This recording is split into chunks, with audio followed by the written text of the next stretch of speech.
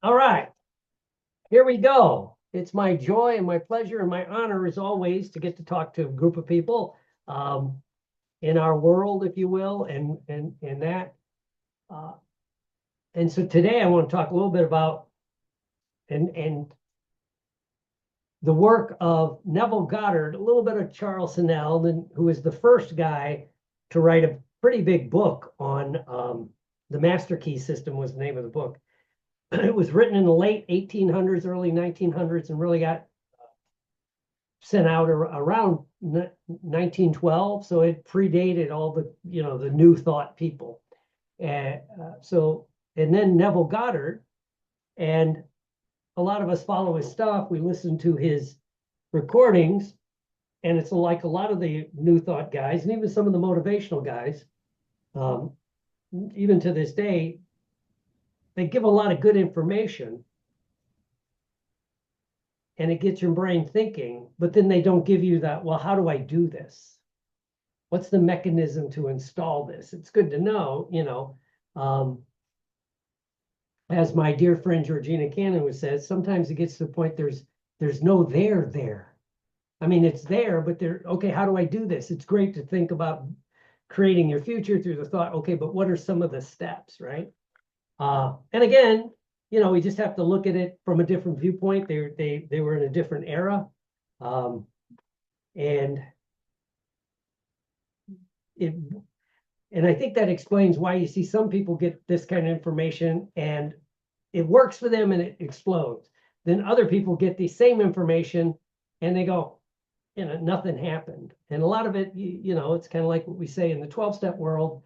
And yes, I talk a lot about recovery because it ties into a lot of what we're doing. You only get out of it what you put into it, right?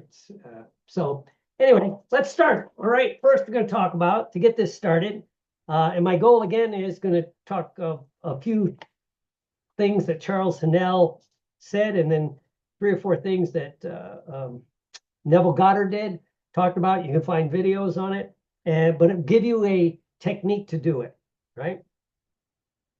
So let's start with Charles Sinnell, and this is from the book, The Master Key System.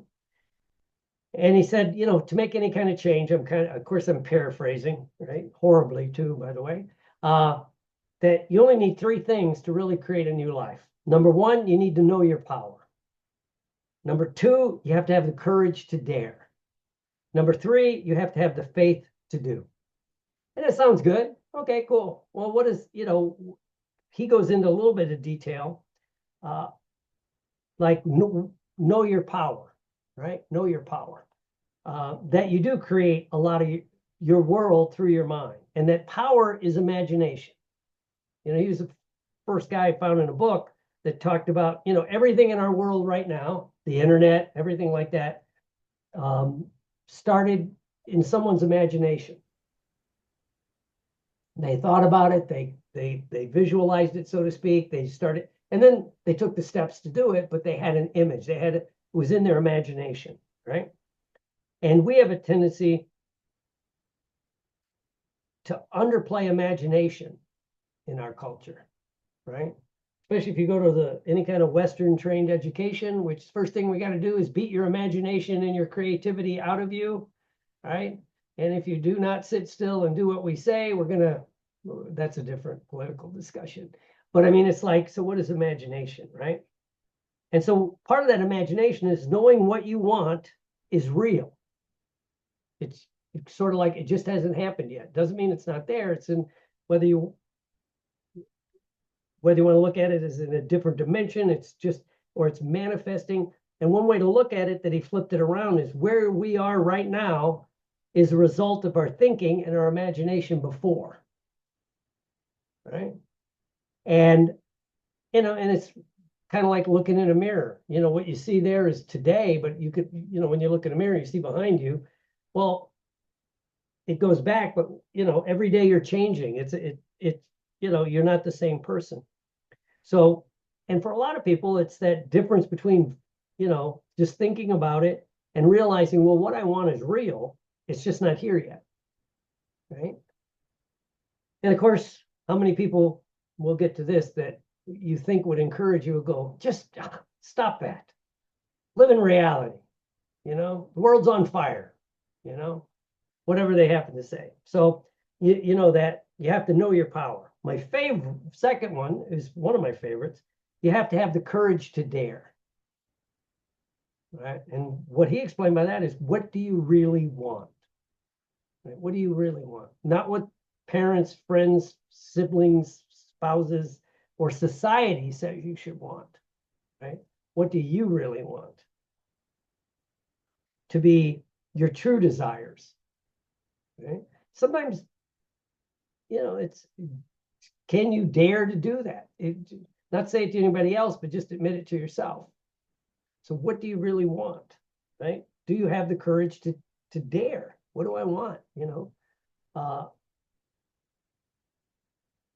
And to tie it into a Neville Goddard quote, he talks about, and I think it's in Revel. I'm not a Bible researcher, so bear with me, I'll screw it up. But I think it's in Revelations, where it's in the Old Testament, where, first there was the Word, okay? And all that stuff. I'm going to screw that part up. But where I'm going to get to is, you do not add to or subtract from the Word. So if your words are, this is what I want, right? And Neville Goddard pointed out that adding to is say, I want this, but then thinking the only way it can happen is this, and this has to happen. And I want a new car. I'm going to visualize and step into the feeling and having a new car. Well, that means I got to work more overtime at the whatever you're doing, or get more clients. Okay, well, your brain will lock in on that a little bit, but it's like you shut down all the other things that could happen, right? All the other things that could happen, right? And so do you add to, right? Thinking it has to, you put constraints on it, right? And kind of going back to even the courage to dare a little bit, when you say, well, sometimes people would say, maybe your dreams are too big, or your desires. Well, if you truly believe in that, all the literatures, the Old Testament, the New Testament, the Quran, I always pronounce it right, the Indian, is it the Vedas? The Vedas? I'll say that, through God or whatever you believe, all things are possible, right? And so, so you have to have the courage to, and again, don't add to it. And just as importantly, you do not subtract from the Word. And this one I like, when Neville Goddard said, and I will add an NLP twist at the end, where he says, so you want this, you want a new Corvette. I'm an American. It's kind of shit we like, right? So I want a new Corvette, right? And I don't, and let's say I don't even say, well, I have to get more clients or do another class or write another book or whatever it is, right? I just put it out there. But then I start thinking, well, a Mazda Miata is pretty nice. So you settle for, right? And yeah, when Neville Goddard mentioned it a couple times, I liked it. And what it lit up in me is, I think the way our midbrain works, if you say you want this, but you'll settle for this, your brain pretty much cancels out the whole thing. It's like, you don't really want this, right? And so you don't add to or take away from the Word. It's just, a different way to look at it, right? And then the last part of the Charles Snell thing is the faith to do, right? And, Neville Goddard and a lot of people here, our dear friend Joe Vitale, talks about, at this level, it's about inspiration, not perspiration. You'll get inspired to do something, maybe make that phone call, show up, mention something to someone else, right? And then that's where those miracles happen, right? Here's a weird story. Reminds me of a story, but it's a true story. As God is my witness, I mean, all you know me, would I lie? Probably, but I would call it creative truth. But this weekend, right, my wife and I were working around the house. We're still digging out from hurricane stuff. Marie and them have fires. Georgina and then up north, Michelle, they got snowstorms. We had massive hurricanes the last couple of years. So anyway, we're cleaning up, cutting down stuff, and we went to we had to cut the grass, took out the lawnmower, and it wouldn't start, had bad gas. And I'm bitching and complaining, it's like, got to go get a new lawnmower and all that. Anyway, I tried what we're talking about. It's like, I'd like a new lawnmower, but I'd like a nicer lawnmower, right? And just say, I really like that, right? Kind of having the know what I want, and know that my brain can that, don't put any things to it, and I'll just do whatever comes up. Well, that night I went to an event, a meeting, and I know a lot of the people there, and I'm sitting next to a guy I've known for 25 years. We start chatting. How was your day? I go, pretty good, except for I started my string of bad language about my lawnmower.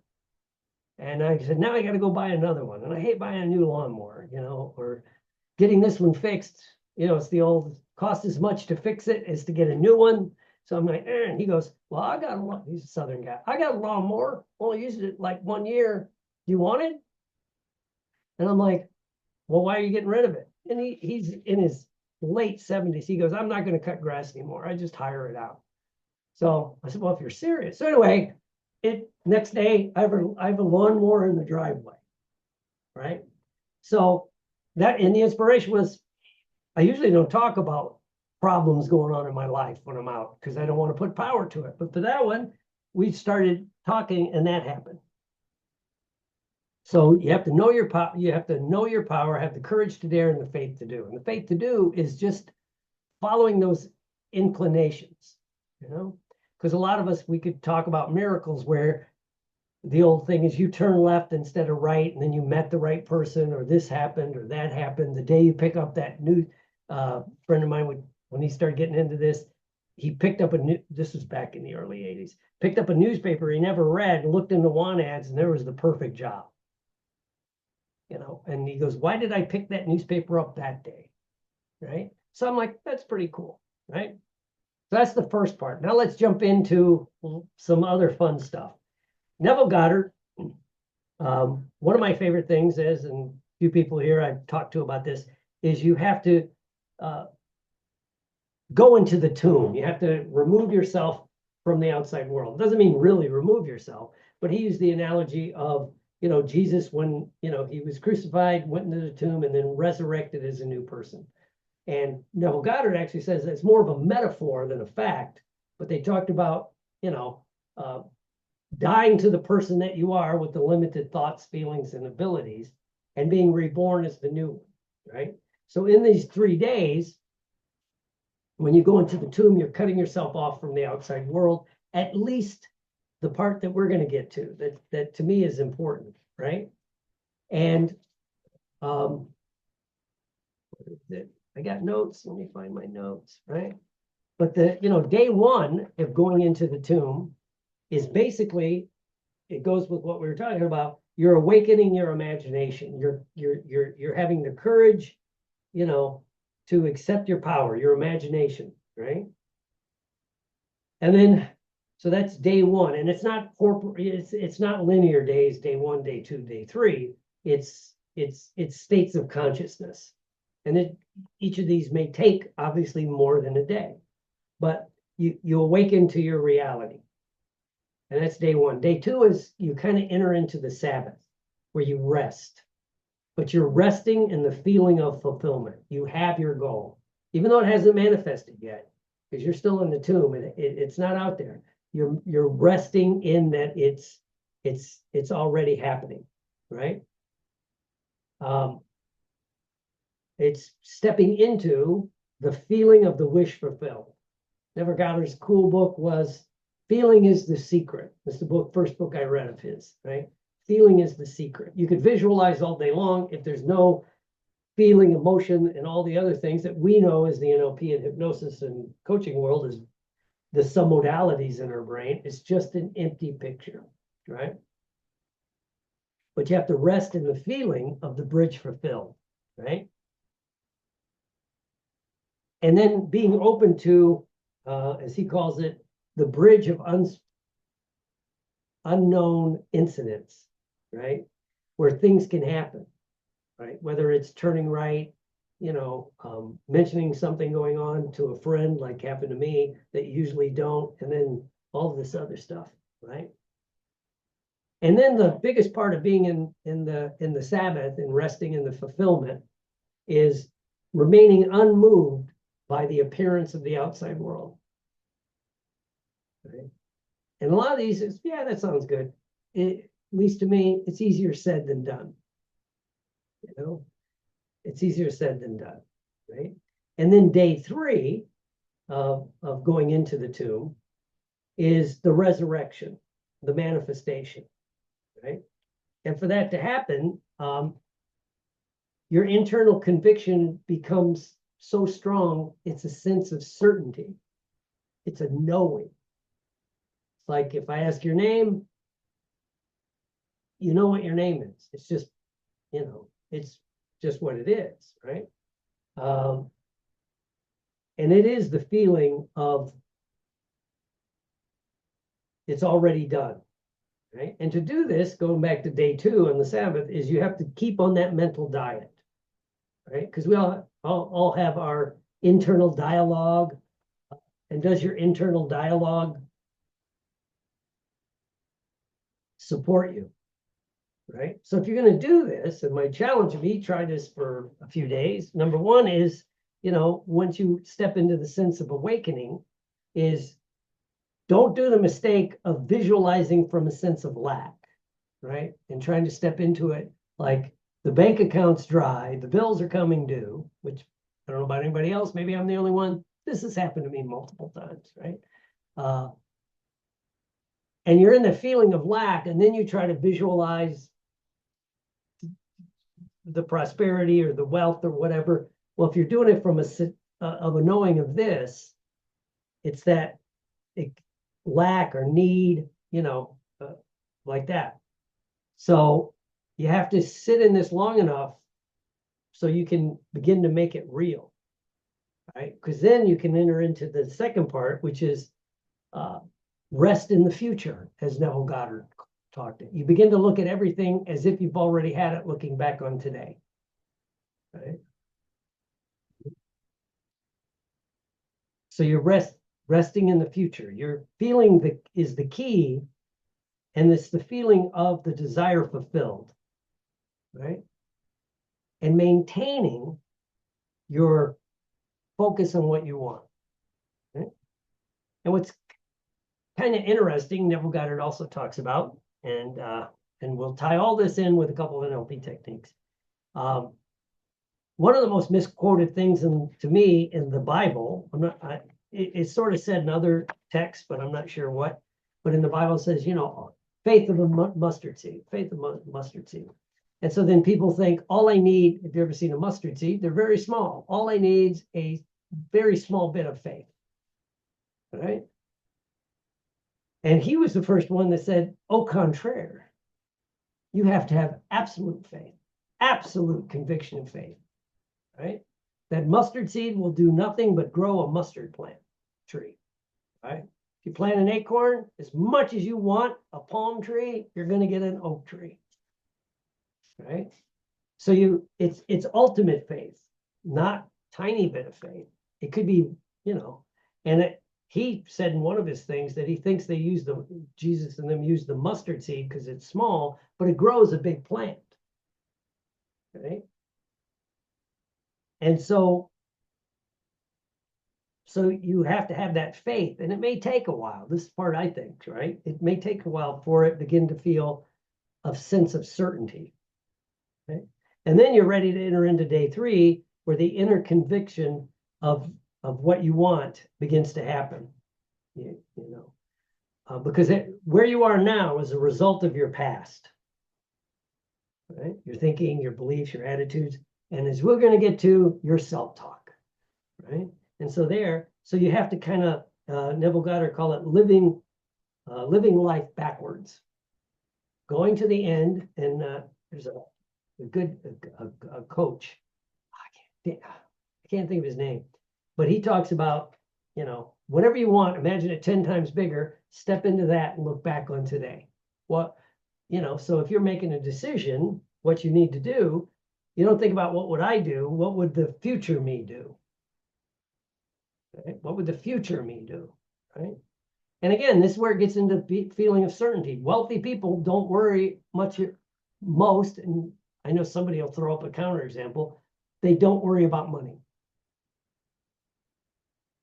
Healthy people, they take care of their health, but they don't, it's a sense of knowing, right? Realizing, it's that inner conviction, it's that sense of certainty, right? Which again, sounds easy, may not be, right? And then when you're coming out of this, you're resurrected as a new person with new thoughts and just everything. You're resurrected as a new person, right? And remember, now this gets into, because we're going to get into self-talk and self-dialogue. You have to keep your eye and your feeling and everything on the goal. And Neville Goddard talks about, first place I heard it explained this way, Daniel in the lion's den from the Bible, right? Daniel's being tortured. They're going to kill him. They throw him in the pit with the hungry lions. So there's the hungry lions, right? Neville Goddard said, these are your problems. You're broke. Your health is not good. Whatever's going on, these are your problems. Well, naturally, when you look at them, now we know it's our reticular activating system is going to lock in and look for evidence to support what you're looking at. It's also confirmation bias. So there's these problems, and it's going to ripple out, right? And so Daniel followed his inclination, his little inner voice that said, turn your back on the lions and look to your salvation, right? And in this version, Neville pissed off a lot of people when he said it wasn't Jesus. It was being free, being out of the prison. So he turned to the light and he looked at the light. And in the story, what happens is the lions lay down and go to sleep. They didn't disappear. They just became unimportant, not a threat, right? So again, it's one of those that sounds easy, but it takes a lot more effort, right? This makes sense to everybody? I can see some people, right? Cool, right? So I'm going to do the first technique. It's really fast on this part, right? Kind of reset our brain. Then we're going to talk about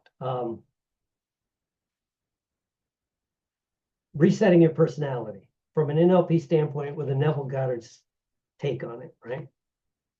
Here we go. So, excuse me, take a deep breath and with your eyes open and closed. It's easier with your eyes closed. Imagine you're looking in a mirror. And if you can, you imagine you're like in a store and you're trying on new clothes. They always have those mirrors so you can see the sides, right?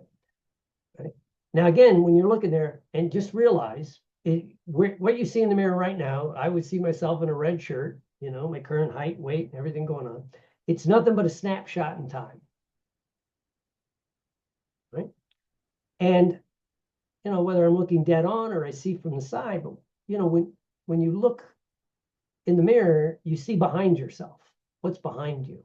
All of you've had the example of maybe you're trying on clothes and, as you're looking, somebody walks by behind you and you might notice them, right? So you can see behind you. But what if in this metaphysical mirror, which is what I'm naming this exercise, the metaphysical mirror, you see all of the things that led you to be who you are today. Because every cell in your body, if you looked at the mirror right now, it's been totally changed from 6 months ago. Right? They used to say it took years. No, less than 6 months. Every molecule in your body's changed. Right? So why are you bringing all the limitations from the past into today? Right? So as you look at that, you think, what were the behaviors? What were the thoughts? My beliefs, my attitudes that led me to being where I'm at. With no blame, it's just snapshot in time. Right? And then you can even look in that mirror and see some miracles you had happen. You either did this kind of stuff consciously or it just kind of fell into place. And, the right situation, the right person, the right thing happened for you to manifest something you were desiring. Right? And then you became a different person.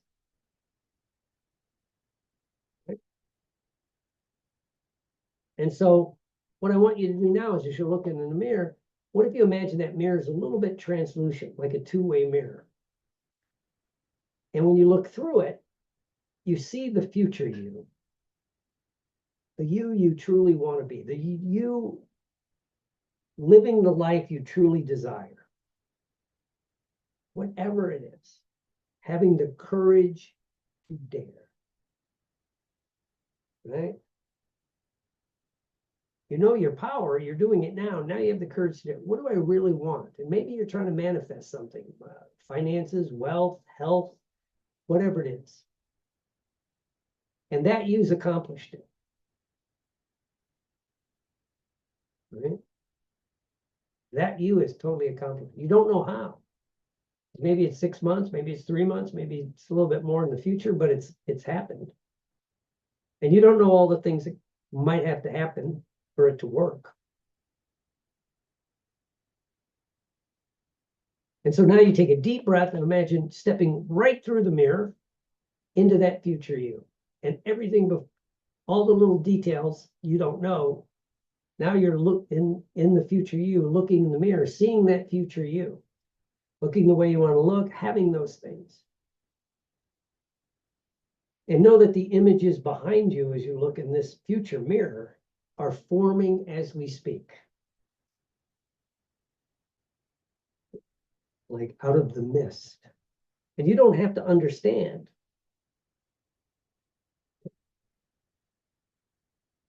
This new state. And now you can look back from this new state and help yourself make the decisions you need in different ways. Cool. So when you're ready, open your eyes. Cool. All right. I gotta tilt this up. All right. Because now, one day I'm going to buy a fancier camera and set up a studio or whatever. Maybe I should visualize that, huh? Let's talk about like in Titus the NLP. In the old days, they still have it, or I do. You know, they use this little image, right? Which is your internal state, right? Your state is internal, right? How you feel on the inside will affect is affected by and will affect your internal representation systems, your internal rep, how you talk to yourself, what all the self stuff, right? And they affect each other, right? And all of these together will affect your external behavior. Right? Now each one, you can change any one of these and it might change anything, right? You change your internal representations, it changes your internal state. So now you're more, you stop the negative self-talk, you stop the negative pictures in your mind, and then you go into a more positive state, and then your external behavior changes, right? Sometimes, if you ever done a fire walk, right? You ever done it like a Tony Robbins fire walk, or I've done them at the National Guild of Hypnotists and out in Texas and one in California. And that is about doing something as an external behavior to change your internal rep system and your internal state, right? It kind of goes the other way. So each one affects the other, right? And so, we can do behaviors, down here in Florida, when I'm going to do one this summer. I was doing an NLP training. I think it was an NLP and a NGH trainers training. And as part of our exercise, I took the group to the trapeze park and everybody flew on the trapeze. And I'm not talking mentally flying on the trapeze. I mean, climb up the ladder, put on the safety lines and fly on the trapeze, right? It's an awesome experience. And I do it because when you first get there and you think, well, I can't do this. Whenever you've done something that you didn't think you could do, it probably changes your I could do this, which changes your internal rep system or your inner dialogue. I can do this. I can do this. If you're people on the call, if you're a hypnotist, remember first time you were really, you hypnotized somebody? And many of us had the experience like, damn, it worked. It was easy. It was different, right? So that begins to change. So sometimes you can do the external behavior, right? Which will change all of this, right? And you can work on just changing your states. What we do with state management, imagine being, the whole circle of excellence, that. But the fun part with this is what creates your personality, right? So if you want to be different, if you want to be born again, brothers and sisters in the Lord, born again is whatever it is you want to be, successful, motivated, whatever it is, right? First of all, you have to realize you may need to change some of the things going on here, right? And again, when you use the seed analogy, you plant a seed like an acorn, and then come back and suddenly you see the acorn tree. There's no trace of the seed. Okay? To use Michelle's favorite analogy, when you see a butterfly, and unless there's no trace of the caterpillar. Right? And also, too, once you get the tree doesn't long to be a seed. It's going to create new seeds. Right? That's what they're going to do. Once you become a butterfly, your job is not to go save the caterpillars. Your job is to be a butterfly. And then you create new butterflies. Of course, they got to go through the caterpillar stage, but that's just, so you want you might want to get a new personality, right? And to me, and from what I've studied, right, your internal dialogue, right, your self-talk,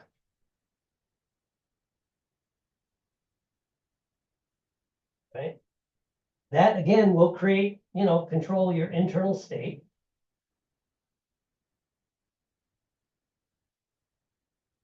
Right? And then your internal state and your internal dialogue will do your external behavior, right? Help your behavior. You think you could do it, And then this will create your beliefs. You have to begin to believe you can do it.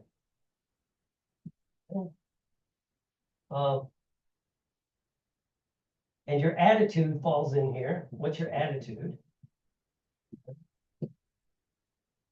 And when you get up one level, it creates this is your identity, or as we would call it, your personality.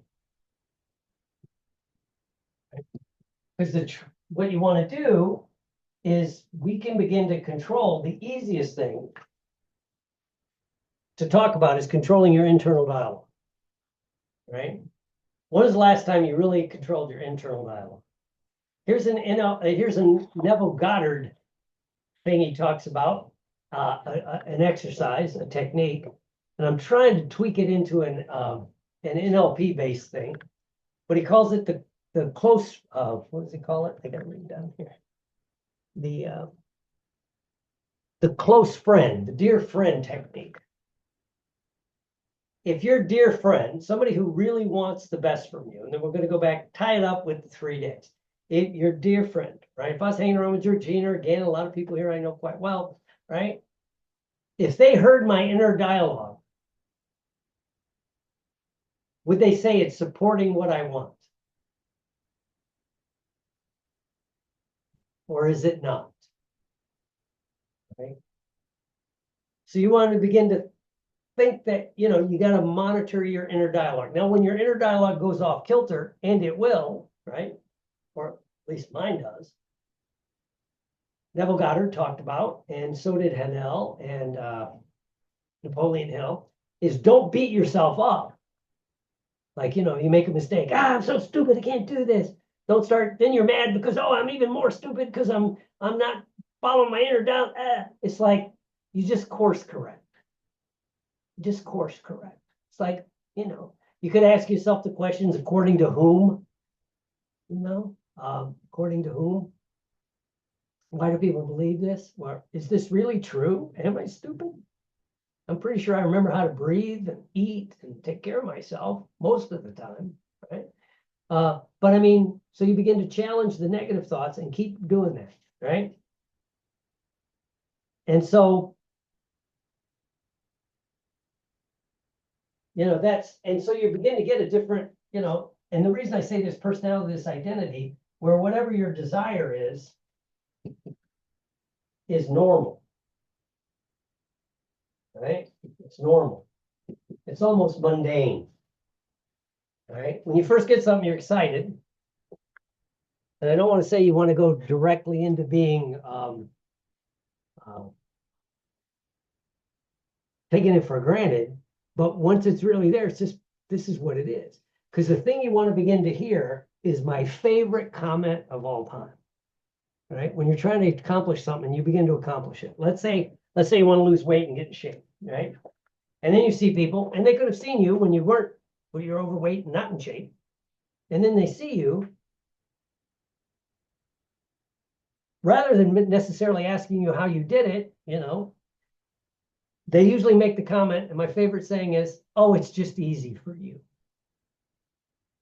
You build a business, and then, you run into somebody that's not successful building their hypnosis practice at a conference, and they'll say, well, it's just easy for you. You got in at the right time. You did this, you did that, right? Does that make sense to everybody? I can see. It's like, and that's when, I think you're on track, is when people go, oh, it's just easy for you. I swear to God, as God is my witness, would I lie, Georgina? Would I lie, Maria? Barbara, Michelle go, oh yeah, I know you well enough. But I was at a conference. Many of us know it's the National Guild of Hypnotists, right? And it was a few years ago. I got no sense of time. It was a while ago.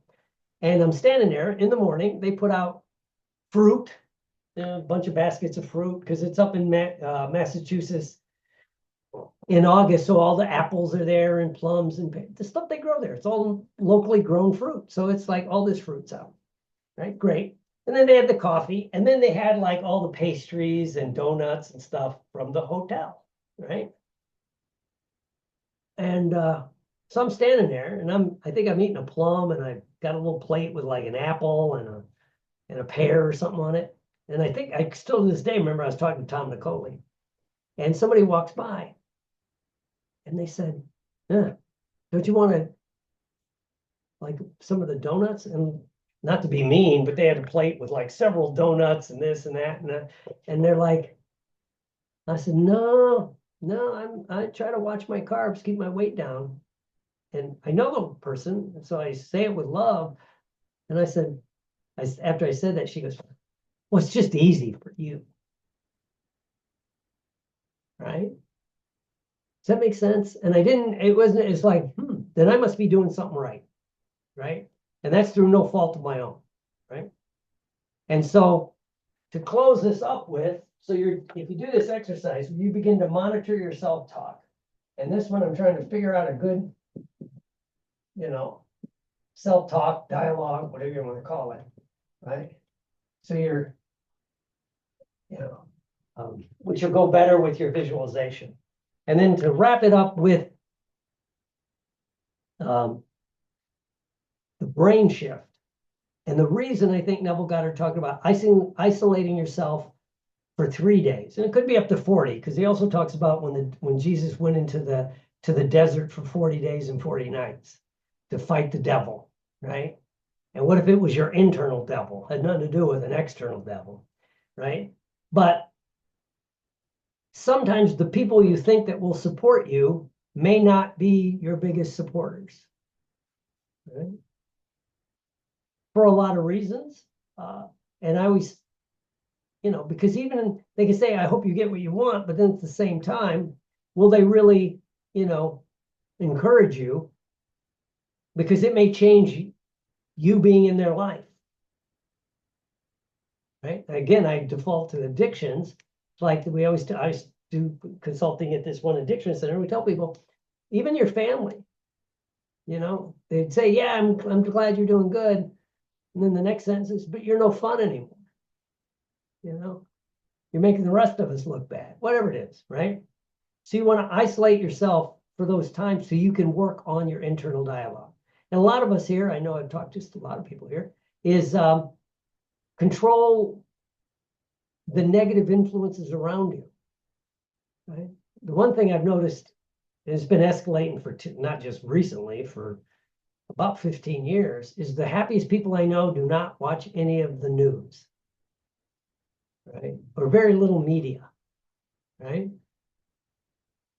So you can control that, right? And when you're with people, and it doesn't say you have to like lock yourself in a real cave, but don't mentally partake in the negative conversations. You could excuse yourself. If you can't excuse yourself physically and leave, you can excuse mentally, like don't let it in, right? And then we'll wrap it up. So, that's that. And so the easiest way to do that is, here's a trick. It's the mind hack, right? Your actual brain hack. When you're going to sleep at night, here's what happens in your brain, right? The light changes. When the light changes in I think it's blue, a blue spectrum of the light changes. What happens inside your brain is it begins to turn serotonin into melatonin without taking any artificially. That's what happens. They're chemically almost identical, but it turns the serotonin into melatonin, so you get droopy, drowsy, sleepy, right?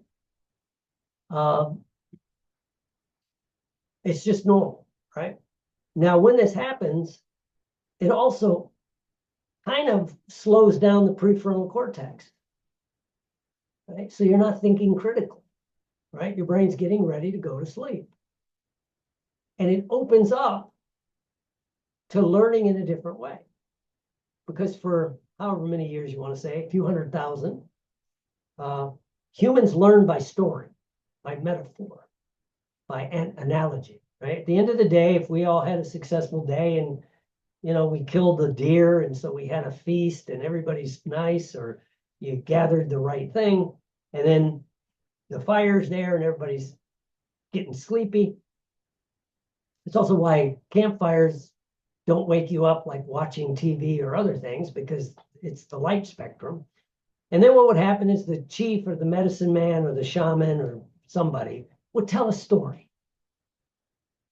Now, if you're sitting there and you're listening and you don't learn by analogy, you're probably going to die, right? The shaman stands up or the warrior says, here's, when you kill the deer and this is going on, you always have to set guards so the bears and the wolves don't take over, yada, yada. Well, you didn't hear that part, right? So the next time it happens, you're oblivious to the bear coming up. Well, your gene pool ends at that moment, right? So, or if you're gathering and the elder female of the tribe is describing the difference between, I always screw this up, these berries, they almost look identical. One is delicious, one is poisonous, right? If you don't notice the subtle difference, you're going to die. Well, it's like Darwin was right, right? So our brains are geared to learn by story more than story and metaphor more than fact. And at that time, when your conscious mind is starting to go to sleep, you're more open to it. Of course, unfortunately, that's when we watch television and things like that.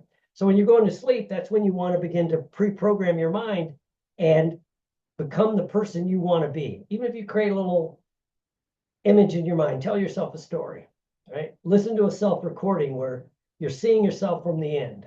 I'm a working actor, that whatever my dream is at the time, this is, you do that when you first go to sleep.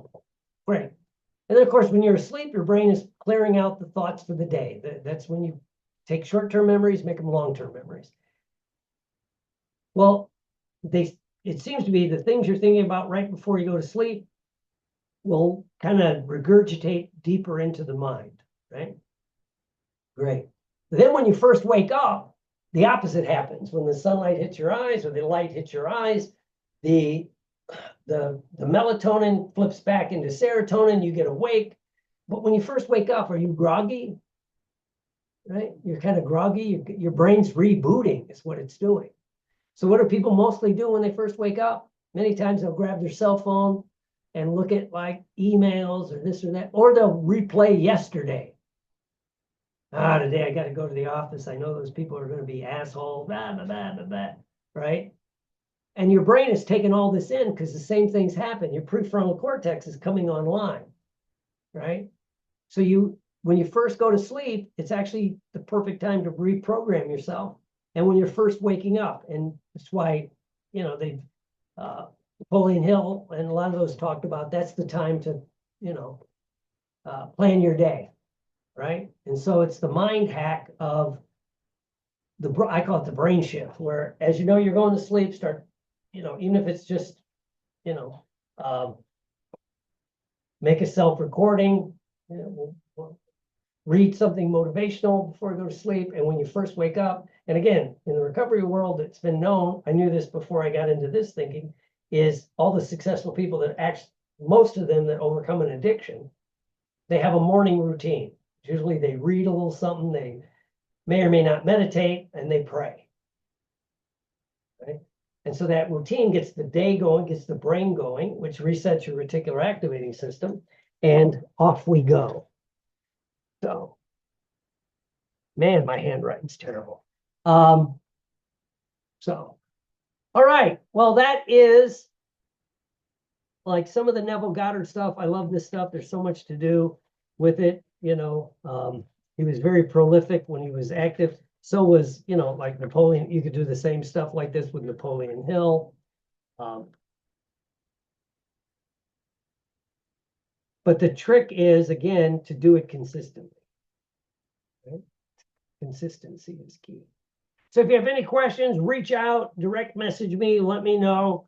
I think this stuff is fun. I think I got a study guide here somewhere. If you want it, direct message me. And yes, I'll lift your email if I don't already have it. It's the old, quid pro quo thing, but I can send you the study guide. So I hope everybody has a great day.